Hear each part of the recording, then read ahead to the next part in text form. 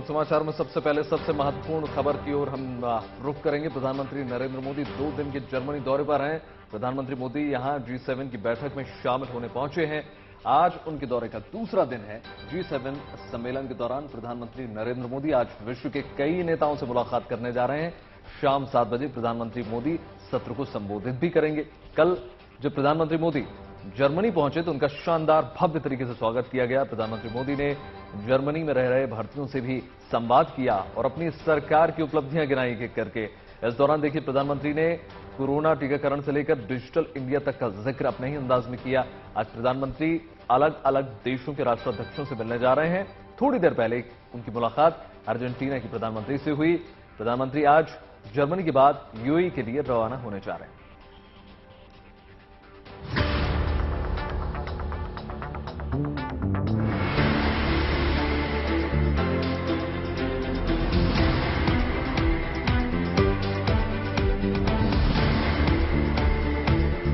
G7 के शिखर सम्मेलन में शिरकत करने जर्मनी पहुंचे प्रधानमंत्री नरेंद्र मोदी का स्वागत कुछ इसी अंदाज में हुआ। ये स्वागत कई मायनों में खास रहा, जिसमें संगीत की धुन देशभक्ति की धुन थी। विदेश की जमीन पर मोदी मोदी के नारों से गूंजता आसमान अपनेपन का एहसास कराने पर आमादा था।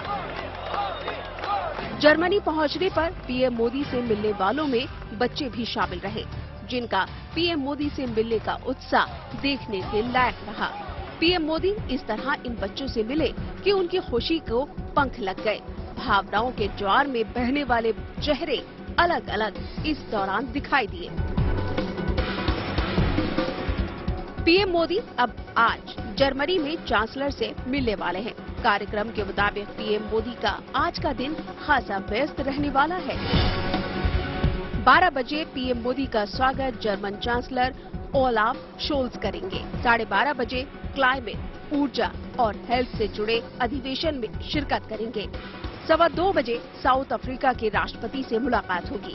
2:40 पर जर्मनी के चांसलर के साथ बैठक होगी। 3 बजे इंडोनेशिया के राष्ट्रपति के साथ मुलाकात है। 3:30 बजे फूड सिक्योरिटी और जेंडर इक्वालिटी पर बैठक में शिरकत करेंगे। 5:15 बजे यूरोपियन यूनियन कमीशन के अध्यक्ष से मुलाकात होगी और 5:50 पर कनाडाई पीएम से मुलाकात होगी। जाहिर है, इन सारी व्यस्तताओं के बीच पीएम मोदी का दिन गुजरने वाला है। G7 की इस बैठक में पीएम मोदी की कई देशों से द्विपक्षीय वार्ता होनी है। हालांकि पीएम मोदी ने अपने पहुंचने के साथ ही भारतीय समुदाय को संबोधित करते हुए भारत के विकास यात्रा की तस्वीर रखी। उन्होंने अपने सरकार की उपलब्धियों को गिनाया। बीते 5 बरस में भारत को लेकर आ रहे बदलाव की चर्चा की। 5 साल बाद हमें कहां पहुंचना है, ये भी तय है। और आने वाले 25 साल के लिए जब देश आजादी की शताब्दी मनाएगा, 25 साल के बाद हमें कहां पहुंचना है, 25 साल के लिए आत्मनिर्भरता का रोड मैप भी तैयार है। 26 जून से 28 जून तक चलने वाले इस शिखर सम्मेलन में 12 देशों के राष्ट्र अध्यक्ष से पीएम मोदी की मुलाकात होगी। जाहिर है, द्विपक्षीय इस बातचीत में विकास की जरूरत के साझा प्रयासों को प्राथमिकता दी जाएगी, जिसका सीधा असर भारत की नई पहचान से जुड़ा होगा। इससे शायद ही कोई इनकार कर सके। Bureau report, good news today.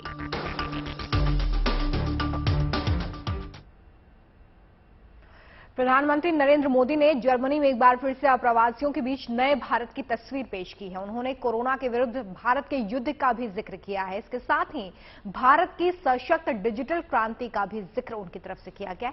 चलिए आपको सुनवाते हैं प्रधानमंत्री ने भारत की बात विदेशों में बसे भारतीयों के सामने किस अंदाज में रखी है। आज का दिन एक और वजह से भी जाना जाता है। आज 26 जून है। जो डेमोक्रेसी हमारा गौरव है, जो डेमोक्रेसी हर भारतीय के डीएनए में है, आज से 47 साल पहले इसी समय उस डेमोक्रेसी को बंधक बनाने, डेमोक्रेसी को कुचलने का प्रयास किया गया था। आपातकाल का कालखंड, इमरजेंसी, भारत के वाइब्रेंट डेमोक्रेटिक इतिहास में एक काले धब्बे की तरह है। लेकिन इस काले धब्बे पर सदियों से चली आ रही लोकतांत्रिक परंपराओं की श्रेष्ठता भी पूरी शक्ति के साथ विजयी हुई। लोकतांत्रिक परंपराएं इन हरकतों के लिए भारी पड़ी है। साथियों, आज का भारत होता है, चलता है, ऐसे ही चलेगा।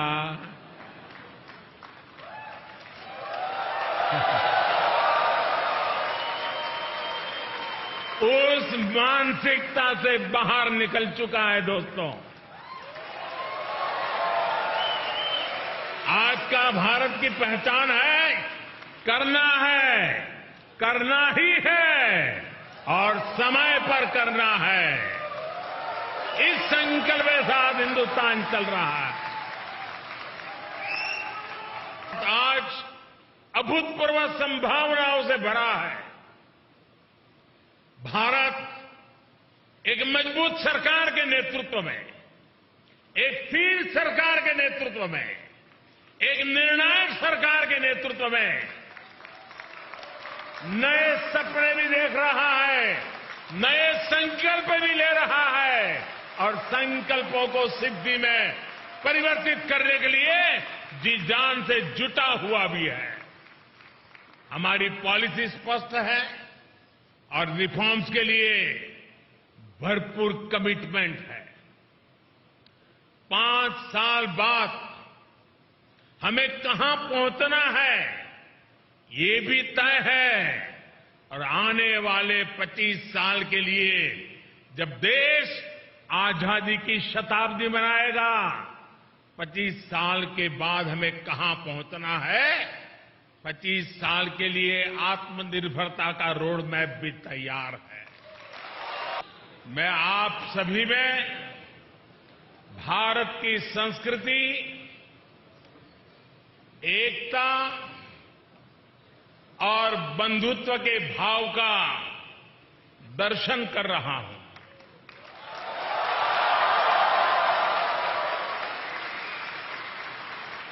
आपका ये स्नेह मैं कभी भूल नहीं सकूंगा।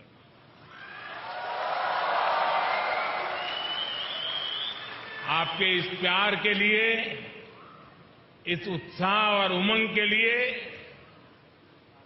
मुझे पूरा विश्वास है जो लोग हिंदुस्तान में इन खबरों को देखते होंगे, उनका भी सीना गर्व से भर गया होगा। एक समय था जब भारत साधारण से साधारण स्मार्टफोन भी बाहर से मंगाता था। आज भारत दुनिया का दूसरा सबसे बड़ा मोबाइल फोन मैन्युफैक्चरर है और अब भारत में बने मोबाइल दुनिया भर में जा रहे हैं।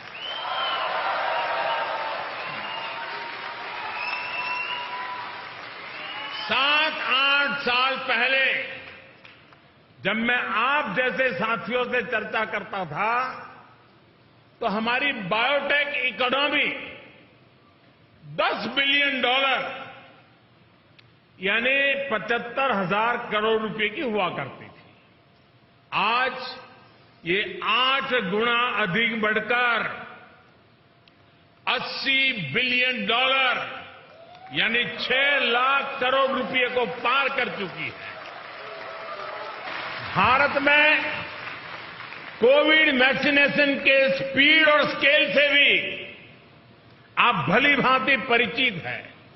आज भारत में 90% एडल्ट्स को वैक्सीन की दोनों डोज लग चुकी है। 95% एडल्ट्स ऐसे हैं जो कम से कम एक डोज ले चुके हैं। ये वही भारत है जिसके बारे में कुछ लोग कह रहे थे कि 1.25 अरब आबादी को वैक्सीन लगाने में 10-15 साल लग जाएंगे।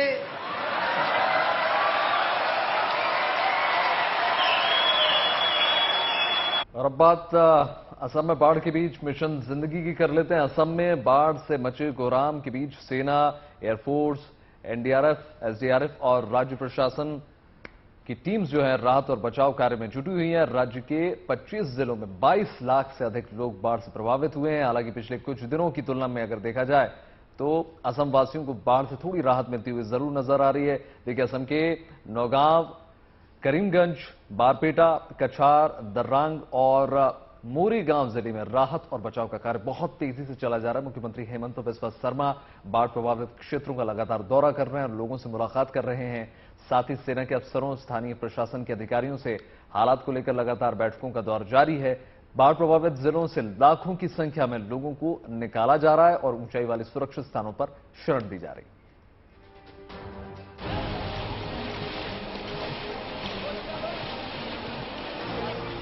पानी में छींटे उड़ाते हुए ये मुख्यमंत्री हेमंत बिस्वा शर्मा है, जो सिलचर जिले के दौरे पर बाढ़ के पानी का जायजा लेने खुद पानी में उतर गए हैं।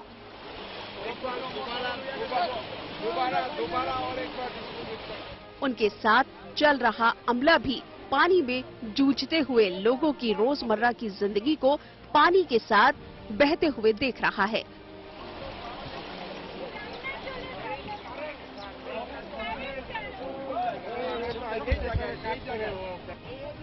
तस्वीरें भले ही साफ ना हो, लेकिन इरादे बिल्कुल साफ हैं।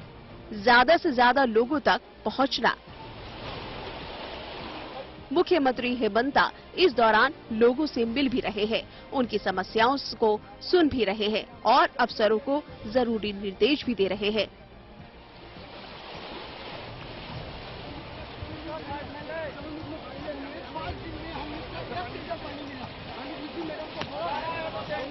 वैसे सीएम हेमंता बिस्वा शर्मा सिर्फ दिन के उजाले में नहीं, बल्कि रात के अंधेरे में भी बाढ़ से जूझ रहे इलाकों में दौरा कर रहे हैं। वो रात में हाजो इलाके में भी नाव की सवारी करते देखे जा रहे हैं।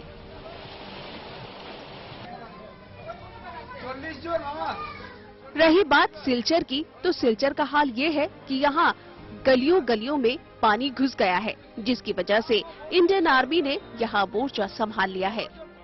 सेना के अफसर के साथ चलने वाली टुकड़ी लोगों को राहत सामग्री पहुंचा रही है, जिसमें पानी से लेकर खाने पीने की चीजें शामिल है।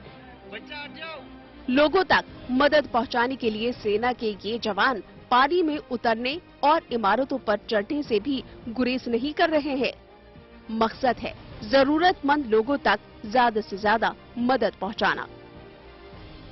सिर्फ सीएम और सेना ही नहीं, बल्कि डिप्टी कमिश्नर की सिलचर के दौरे कर रही है। नाव से वो जिले का हाल देखने निकल पड़ी है। बकौल डिप्टी कमिश्नर कीर्ति जल्ली जिन गलियों में मदद के दूसरे साधन नहीं पहुंच रहे हैं, वहां लोगों तक राहत पहुंचाने के लिए हाईटेक तरीके इस्तेमाल किए जा रहे हैं। हम आज ट्रायल ड्रॉपिंग कर रहे हैं ड्रोन से। अभी भी बोट्स जो नैरो गलियों में, पतली गलियों में जो नहीं पहुंच पा रहे एंड जिसमें एयरफोर्स भी नहीं पहुंच पा रहा है, उनमें ड्रोन की कोशिश किया जा रहा है। नेचुरली टाइम लगता है शॉटिंग करने के लिए, but we are very happy कि ये सक्सेसफुल हुआ है एंड इसको एक्सपेंड करने के लिए अभी हम एक्सप्लोर कर रहे हैं। ये तस्वीरें करीमगंज की है, जहां बाढ़ के पानी ने न केवल रास्तों पर बल्कि लोगों के घरों पर भी कब्जा कर लिया है। अब जिंदगी और घर से पानी कब जाएगा नहीं पता, लिहाजा लोग मजबूरी में इसी के बीच गुजर बसर करने को मजबूर हो गए हैं। बाढ़ के ऐसे हालात को देखते हुए सिर्फ इंडियन आर्मी ही नहीं बल्कि एयरफोर्स को भी असम और मेघालय जैसे इलाकों में मोर्चे पर लगा दिया गया है, जो इन इलाकों के लिए राहत सामग्री सप्लाई करने में जुटी हुई है। असम में बाढ़ से लाखों लोग प्रभावित हैं। राज्य के कई जिले पानी पानी हो गए हैं। हालात कब तक बदलेंगे ये कहा नहीं जा सकता। भले ही देश के कई हिस्सों में मानसून का इंतजार हो रहा हो, लेकिन सच तो ये है कि असम में बाढ़ का ये मंजर किसी अग्नि परीक्षा की तरह है। Bureau report, good news today. और असम के बाद अब बात उत्तराखंड से जुड़ी खबर की, जहां पर ग्लोबल वार्मिंग का असर गौमुख पर देखने के लिए मिल रहा है। यहां की यात्रा करने वाले गढ़वाल यूनिवर्सिटी के प्रोफेसर ने बताया है कि न केवल यहां तक पहुंचने का रास्ता बदला गया है, बल्कि कई बड़े बदलाव भी देखने के लिए मिल रहे हैं। देखिए, ग्लोबल वार्मिंग को लेकर समूची दुनिया फिक्रमंद है। इसने क्लाइमेट की कहानी ही पूरी तरह बदल दी है। बीते दिनों दिल्ली में अचानक हुई बारिश के चलते पारा 9 डिग्री तक अचानक कम हो जाने पर हर किसी ने हैरानी जताई थी। ग्लोबल वार्मिंग का ही असर है कि ग्लेशियर और गौमुख जैसे स्थान भी अछूते नहीं है। ग्लोबल वार्मिंग का असर कुछ ऐसा है कि गौमुख ग्लेशियर के स्वरूप बदलता जा रहा है। जिस स्थान पर गौमुख से गंगा का उद्गम है, कहा तो ये भी जा रहा है कि उसमें बड़ा बदलाव देखने को मिल रहा है। मान्यता है कि ये वो जगह है जहां गाय के मुख की आकृति बनी होती है, जिससे गंगा जी निकलती है। इस परिवर्तन की गवाही दे रहे हैं गढ़वाल यूनिवर्सिटी के assistant professor doctor Kapil Panwar, जो अपने दोस्तों के साथ गौमुख की तरफ यात्रा करने निकले थे, जिनके मुताबिक गौमुख के बदलाव से पहले ही यात्रा के रूट में हो रहे बदलाव बताते हैं कि किस तरह कुदरत पर ग्लोबल वार्मिंग की मार महसूस की जा सकती है। एक लंबे समय बाद जब यहाँ पर आया हूँ तो साफ तौर से देखा जा सकता है कि ग्लेशियर काफी बड़ी मात्रा में पिघला है। पहले जो रास्ता था भोजवासा होकर और हम बाईं तरफ से ही गौमुख के दर्शन करते थे, वो पूरी तरह से बदल गया है। ग्लेशियर पिघलने की वजह से हालात ये हो चुके हैं कि गौमुख का रास्ता ही बदल चुका है। पहले जिस रास्ते से गौमुख तक लोग पहुंच रहे थे, अब एक बार फिर उसी रास्ते को चुनना पड़ रहा है, क्योंकि बीते 2 बरस में यहाँ मौजूद झील के टूटने से भोजवासा के आगे करीब 3 किलोमीटर का रास्ता गायब हो चुका है। बता रहे हैं कि पिछले 2 साल पहले एक झील कोई फटी थी और उसके बाद पूरा रास्ता तबाह हुआ था। तो एक नए बदलते हुए स्वरूप में गौमुख हम देख रहे हैं, लेकिन एक दुख इस बात का होता है कि लगातार गौमुख ग्लेशियर है वो पिघल रहा है। पानी भी अब लोगों को डराता है। तभी तो पहले जिस गौमुख तक लोग पैदल जाते थे, अब वहाँ पैदल जाना मुमकिन नहीं रहा। लोग ट्रॉलियों से सफर करने को मजबूर हो चुके हैं और अब दूरी भी पहले से ज्यादा बढ़ गई है। वैसे इस समस्या पर सिर्फ उत्तराखंड आने वालों को ही नहीं, देश और दुनिया के किसी कोने में बैठे लोगों को चिंता करनी होगी। समझना होगा ग्लोबल वार्मिंग के दुष्प्रभावों को, इसके जिम्मेदार तत्वों को, और फिर करना होगा इनके समाधान पर अमल। उत्तरकाशी से ओंकार बहुगुड़ा की रिपोर्ट, गुड न्यूज टुडे। और अब एक हैरान कर देने वाली खबर, हरियाणा के गुरुग्राम में एक नन्हे पर्वतारोही ने बड़ा कमाल कर दिया। उसने माउंट एवरेस्ट के बेस पर जाकर तिरंगा फहरा दिया। सबसे बड़ी बात तो यह है कि कारनामा करने वाला व्यक्ति या कहें नन्हा बच्चा 3.5 साल की उम्र का है। महज 3 साल 7 महीने की उम्र, लेकिन हौसले चट्टानी। इस कदर की ये नन्हा वीर चोटियों को चढ़ने से भी गुरेज नहीं करता। हिम्मत इतनी कि इसी उम्र में माउंट एवरेस्ट के बेस कैंप तक पहुंच गया और तिरंगा फहरा कर ही उतरा। तभी तो इस बच्चे की उपलब्धि पर अब न केवल देश गर्व कर रहा है, बल्कि हरियाणा भी। खुद सीएम मनोहर लाल खट्टर हेयंश नाम के इस बच्चे से मिले। शाबाशी भी दी। हेयंश गुरुग्राम के बाबरा बंकीपुर गांव में अपने पिता मंजीत कुमार और मां के साथ रहता है। इस बच्चे के लिए माँ बाप ने पैदा होने से पहले ही बहुत कुछ सोच लिया था, जिसका नतीजा है कि 5364 मीटर की ऊंचाई पर सबसे कम उम्र के बच्चे ने चढ़ाई का रिकॉर्ड बना दिया है। हालांकि इस चढ़ाई से पहले हेयांश ने हिमाचल में एक औपचारिक ट्रेनिंग भी ली थी और इसके बाद 23 अप्रैल 2022 को अपनी यात्रा शुरू की। इससे पहले ये रिकॉर्ड जिस बच्चे के नाम पर था, उसकी उम्र 4 साल 4 महीने की रही है। हेयांश कुमार 3 साल 7 महीने 27 दिन में माउंट एवरेस्ट बेस कैंप तक पहुंचा है, जिसकी ऊंचाई 5364 मीटर है समुद्र तल से। और अभी ये यंगेस्ट पर्सन है, इससे कम उम्र का कोई और बच्चा नहीं गया। इसकी तैयारी हिमाचल में हुई सारी, करेरी में। हेयांश के खाने पीने का खास ख्याल हमेशा से रखा जा रहा था। इसे शुद्ध खाना, शुद्ध माहौल देने की कोशिश घर वालों की तरफ से की जा रही है। यही वजह है कि ये बच्चा रोजाना अभी कई किलोमीटर तक पैदल चलता है। घर में हमने जो देसी गाय है हरियाणवी, उसका दूध, घी, दही ऐसा उसका प्रयोग किया। और डाइट की बात मैं करूं, जिससे कि हम ऑर्गेनिक खेती पैदावार करते हैं, इसका शारीरिक सिस्टम ठीक रहे, उसके लिए हम प्रतिदिन मिनिमम, हमारे पास उस दिन समय नहीं होता तो हम 4 किलोमीटर तो इसको चलाते हैं, अन्यथा 14 किलोमीटर तक ये मैक्सिमम पर डे चलता है। मंजीत पेशे से किसान है। बच्चे को वो सुविधाएं तो दे रहे हैं। कई कंपनियां भी हेयांश की स्पॉन्सर बन चुकी हैं, जो उसके जरूरी इंतजामों का ख्याल रख रही हैं। पिता के मुताबिक कोविड के चलते थोड़ी परेशानियां तो हुई, जिसमें हेयांश का पॉजिटिव हो जाना भी है, जिसकी वजह से ये रिकॉर्ड लेट से बना, वरना ये 2.5 साल की उम्र में मुमकिन हो जाता। देर से ही सही, हेयांश फिर भी दुरुस्त ही आया।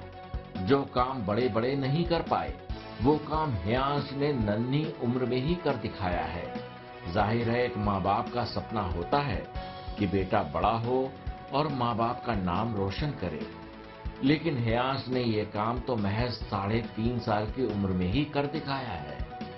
तो भला माँ बाप का सीना चौड़ा कैसे ना हो। गुरुग्राम से Neeraj Kumar Vashishtha, good news today. अब तक आपने life insurance, car insurance, health insurance के बारे में जरूर सुना होगा, मगर क्या आपने कभी सोसाइटी इंश्योरेंस के बारे में सुना है? ग्रेटर नोएडा वेस्ट की एओए ने अपनी पूरी सोसाइटी का 210 करोड़ रुपए का इंश्योरेंस करवाया है। इस बीमा में प्राकृतिक आपदा से लेकर चोरी तक कवर होगा। देखिए खास रिपोर्ट।